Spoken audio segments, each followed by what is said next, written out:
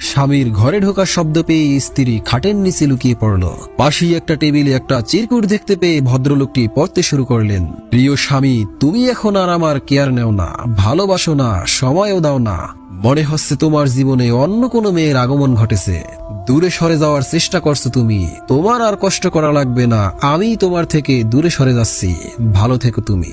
চিরকুটটি পড়ার পরে স্বামী পকেট থেকে ফোন বের করে কানে দিয়ে বলতে শুরু করলেন, জানু, আপদটা বিদায় হয়েছে, এখন রিল্যাক্সে থাকতে পারবো। আমি এখনই আসছি তোমার সাথে দেখা করতে। এই সব বলে ফোনটা কেটে দিয়ে ড্রেস চেঞ্জ করে রুম থেকে তাড়াতাড়ি বেরিয়ে পড়লো। এই সব শুনতে শুনতে স্ত্রী মুখ চেপে কান্না করতে লাগলেন।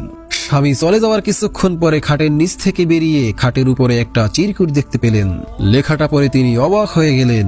তাতে লেখা ছিল, পাগলি বউ একটা, খাটের নিচে তোমার পা গুলো দেখা যাচ্ছিল।